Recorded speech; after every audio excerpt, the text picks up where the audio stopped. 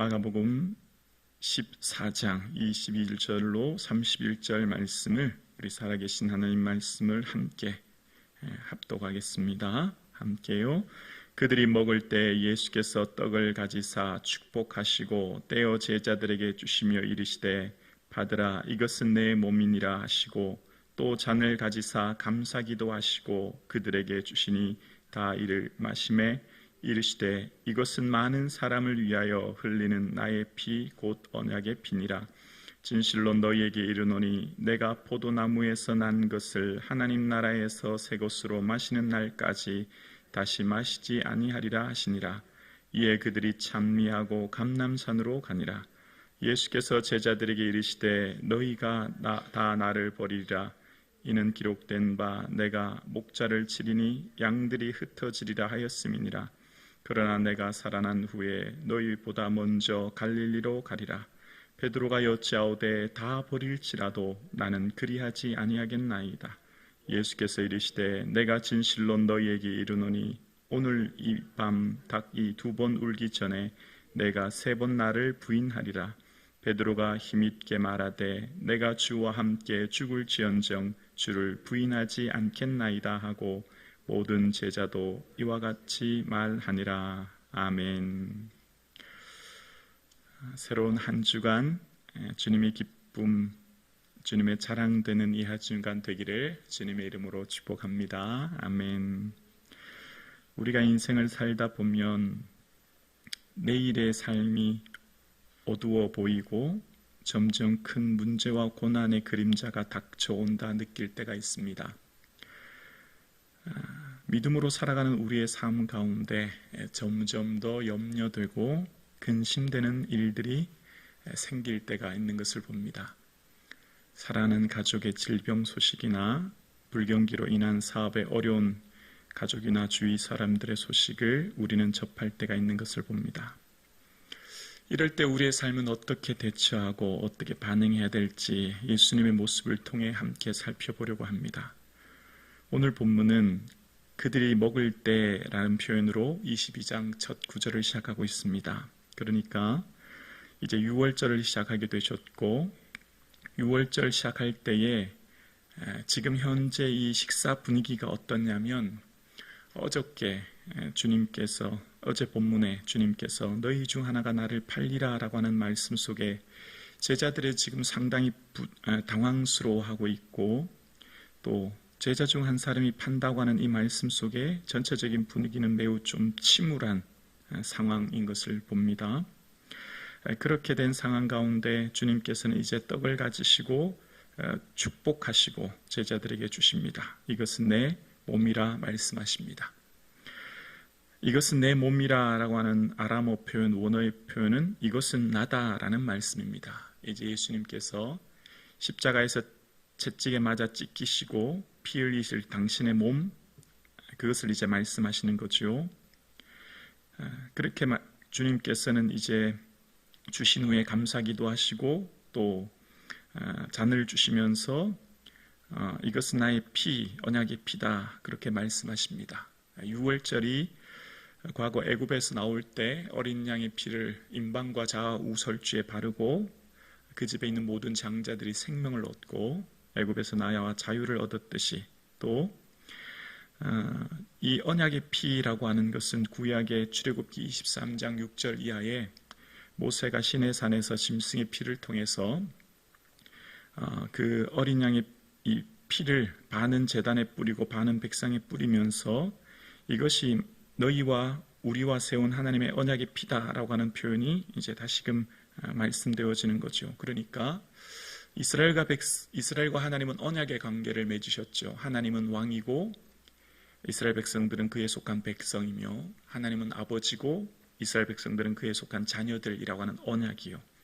그 언약을 통해서 이제 이스라엘 백성들과 함께 지냈던 이스라엘은 그러나 그들이 우상을 숭배하고 하나님을 섬기지 아니함으로 그 언약의 관계가 깨어집니다. 그래서 아시는 것처럼 북이스라엘은 아수르에 남유다는 바벨론에 멸망하고 언약이 깨어졌지만 주님께서는 예레미야 선지자를 통해서 보내심으로 이제 새 언약을 세우리라 라고 말씀하셨고 그 새 언약이 이제 오늘 본문에 예수님을 통해서 예수님의 그 피로 새로운 언약이 회복되는 단계를 말씀하고 계시죠.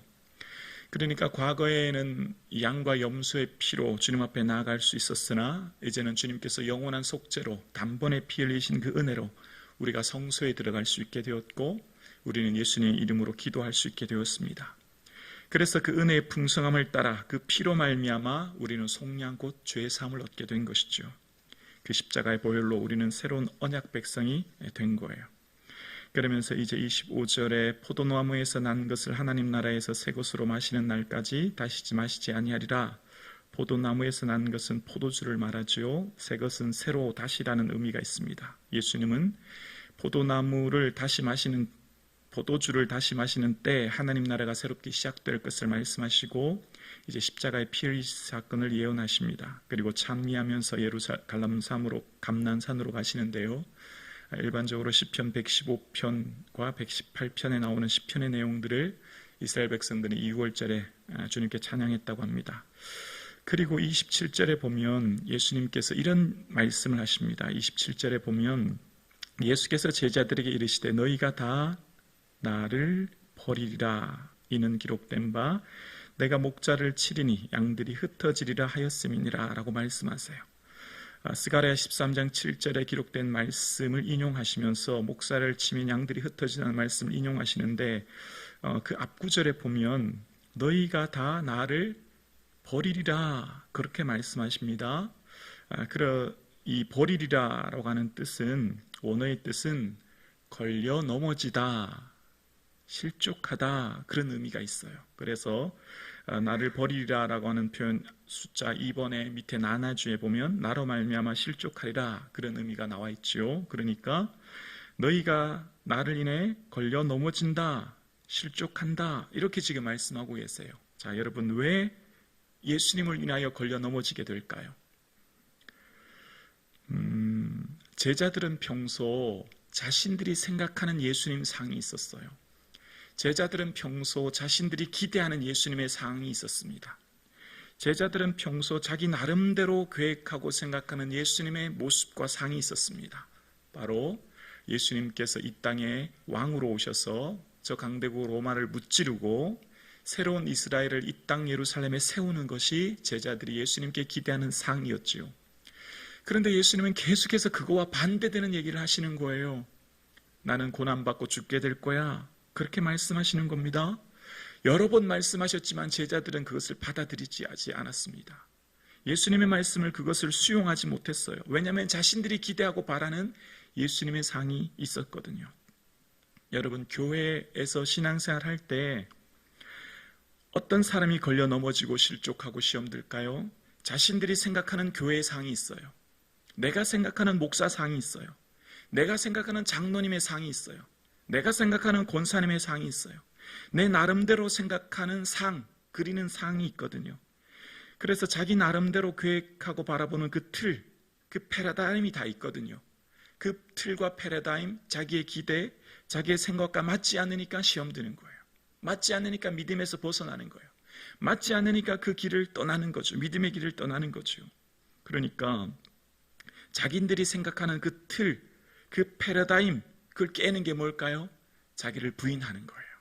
자기를 부인하지 않으면 자신들이 가지고 있는 그 틀, 그 고정관념, 그 패러다임 때문에 내가 넘어져요. 내가 실족해요. 제자들이 왜 예수님 다 버리고 갔죠? 예수님 누누이 말씀하셨잖아요. 내가 고난받고 죽게 되고 3일 만에 부활하게 될 거야. 말씀하셨잖아요. 근데 제자들이 왜 예수님 다 배반하고 부인하고 도망갔죠? 자신들이 생각하는 예수님의 틀, 고정관념, 상이 있거든요. 그것과 맞지 않으니까 배치되니까 버리는 거예요. 신앙생활은 뭘까요? 예수 믿는다는 건 뭘까요? 예수님의 길, 예수님의 그 제자의 길을 걸어가는 거예요. 그 제자의 길을 걸어가는 첫 번째 조건이 뭘까요? 참 제자의 길의 조건은 자기를 부인하는 거예요. 자기의 틀, 자기의 패러다임, 자기가 생각하는 교회, 자기가 생각하는 장로님, 자기가 생각하는 권사님에 대한 틀을 모든 것 깨는 거죠. 그래서 예수님은 어떤 분이죠? 자기를 비우어 종의 형체를 가지신 분이에요. 나를 깨뜨리는 거예요. 내가 완전히 사라지는 거죠. 그래서 우리의 삶 가운데 말씀하신 그 예수님을 따라가는 길은 자기를 비워 종의 형체를 가지신 예수님의 모습을 따라가는 거예요. 나는 완전히 깨어지고 나는 아무것도 아닙니다. 나는 아무것도 아닙니다. 내가 부인되어지고 내가 죽어지고 내가 사라지고 내 안에 예수님이 다시 사는 거예요. 예수님이 내게 기대하시고 바라시는 것 따라 살아가는 거죠. 그래서 제자들의 삶 가운데는 예수님을 버리고 예수님을 부인하고 예수님을 따라가지 않던 그 삶은 이후에 예수님의 말씀이 깨달아지죠. 언제 깨달아질까요?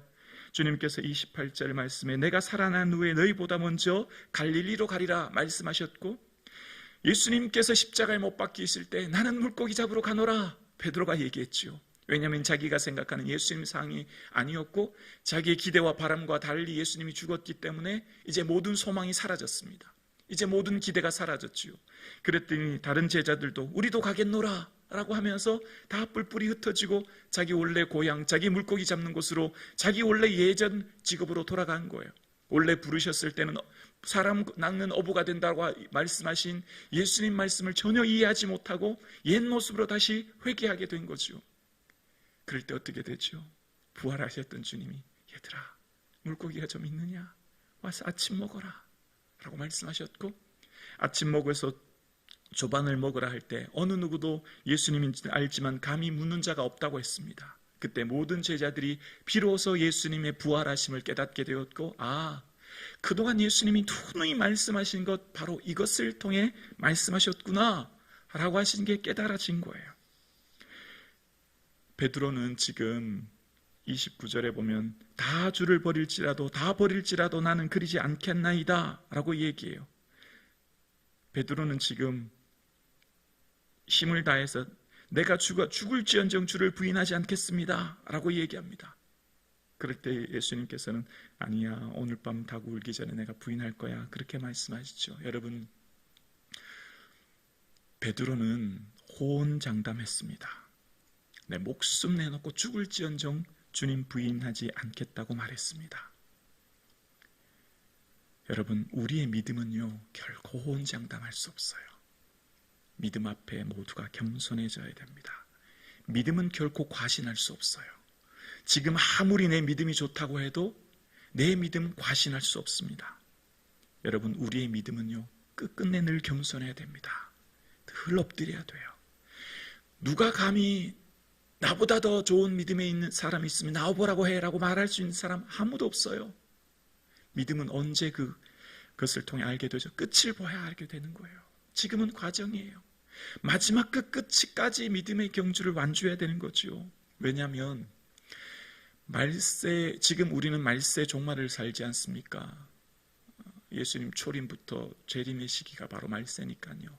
근데 말세에 나타나는 그 증상, 그 일들에 대해서 디모데후서에 말하죠. 말세에 고통하는 때가 이른다고 하는데요. 그때 특징 하나가 배신하며라고 얘기합니다. 배신한다는 거예요. 자신의 삶에 온전한 믿음의 삶을 따라가지 않고 배신한다는 거예요. 여러분, 디모데후서 4장, 그렇게 디모데후서 3장의 말세에 대해서 얘기한 후에 그 다음 4장에 보면 그런 말이 나오죠. 대만은 이 세상을 사랑하여 나를 버리고 데살로니가로 갔고 라는 말이 나와요. 누가만 나와 함께 있다. 믿음은 끝끝내 지키는 게 중요하거든요. 지금 얼마나 성령으로 충만하고 열정적이냐보다 더 중요한 건 더 겸손하게 끝끝내 주님 앞에 나가는 거예요. 그래서 사도 바울이요, 이제 디모데후서의 마지막 4장에 보면 백발이 된 사도 바울, 이 순교를 앞둔 사도 바울은 그런 말을 하잖아요. 나의 달려갈 길 마치고 믿음을 지켰으니, 그 고백하는 겁니다. 여러분, 우리에게 정말 중요한 건요, 마지막 순간에 주님 은혜로 내가 믿음을 지켰습니다, 이 고백하는 것인 줄로 믿습니다. 여러분, 주위에 보십시오. 믿음을 배교하고 신앙을 떠나고 포기하는 사람이 참 많아요. 그것이 무엇이 되었든 결국 많은 사람들이 끝끝내 신앙의 길을 완주하지 못하는 수많은 사람들을 봅니다. 정말 두려운 일이죠. 그래서 성경에도 대만은 이 세상을 사랑하여 나를 버리고 데살로니가로 갔다고 얘기하고 있습니다. 여러분, 우리의 삶에 정말 끝끝내 내가 항상 하나님 앞에 겸손하여 믿음을 지킬 수 있는 그런 은혜가 저와 여러분 가운데 있기를 주 이름으로 축원합니다. 가룟 유다가 어떤 사람입니까? 예수님 직접 부른 제자예요. 죽은 자를 살리는 걸 봤고요. 빈들에서 아무것도 없는 곳에서 떡을 먹었고요. 예수님이 살아계신 하나님 말씀을 직접 들은 자예요. 그런데도 예수님을 배반하잖아요. 그러니 우리의 믿음의 경주를 완주하는 게 얼마나 어렵다는 것을 우리는 말씀을 통해 깨닫게 되죠. 자, 그러면서 오늘 본문에 보면 예수님의 조금 특이한 모습을 발견하게 되는데요. 자, 지금 예수님께서는 지금 이제 곧 얼마 후면 십자가를 지셔야 돼요. 너무너무 고통스러운 시간이 다가오고 있어요. 뿐만 아니라 제자들을 너희 중 한 사람이 나를 팔리라고 하는 예언의 말씀처럼 가룟 유다가 자신을 대제사장들에게 은30에 팔아줄 것을 알게 되었어요. 그리고 지금 제자들은 모두가 다 부인하고 배신할 것도 알고 계셨어요. 그럼 마음이 어떠실까요? 참 사람이신 예수님 마음은 괴롭고 두렵고 힘드실 거예요. 그런데 예수님의 모습이 23절에 보면 이런 말씀을 하고 계시죠. 또 잔을 가지사 감사기도 하시고 라고 얘기하고 계세요. 감사기도 하고 계신 예수님의 모습, 지금 곧 닥칠 십자가, 제자들의 부인과 배반, 그 속에 참 두려움과 불안과 근심과 염려가 있지만 오히려 예수님은 기도하고 계세요. 오히려 예수님은 그 기도의 내용이 뭐냐면 감사하고 계신 거예요. 오늘 함께 예배드리시는 저와 여러분 어떠세요? 여러분 내일에 대한 기대가 화창하고 밝고 찬란하고 소망이 보이십니까? 아니면 어둡고 침울하고 답답한 내일이 보이십니까? 곧 닥칠 고난과 어려움으로 인하여 마음이 힘들고 어렵지는 않습니까? 그러나 그때가 바로 기도의 시간이고요. 그때가 바로 하나님 앞에 감사할 시간이에요. 마치 다니엘이 조서의 어인이 쫓긴 것을 알고도 윗방으로 올라가 예루살렘으로 향한 창문을 열고 하나님 앞에 감사기도 했던 것처럼 지금이 바로 감사기도할 시간입니다. 왜요? 왜 지금이 감사기도할 시간이죠? 예수님은 왜 이 어려움의 시간 주님 앞에 감사하셨죠? 바로 이 시간이 영광을 얻을 때임을 알고 계셨기 때문이에요. 이 시간이 바로 고난이 바로 하나님의 주신 영광의 때임을 주님은 알고 계셨기 때문이에요. 이 영광의 때는 바로 십자가를 통해 얻게 된다고 하는 것을 알고 계셨기 때문이에요. 그래서 우리는요, 현재의 고난은 장차 우리에게 나타날 영광과 좋게 비교할 수 없음을 알기 때문에 기도하는 것이고 감사하는 거죠. 주를 따라가는 십자가의 길이 좁고 협착하고 때로는 암담하고 내일을 바라볼 때 힘들고 마음이 무겁고 지치지만 내가 생각하는 것처럼 찬란한 미래 밝은 내일이 바라볼 수 없어도 주님 주시는 은혜 안에 걸어가는 이 길이 하나님 주시는 영광의 길임을 바라보는 거예요.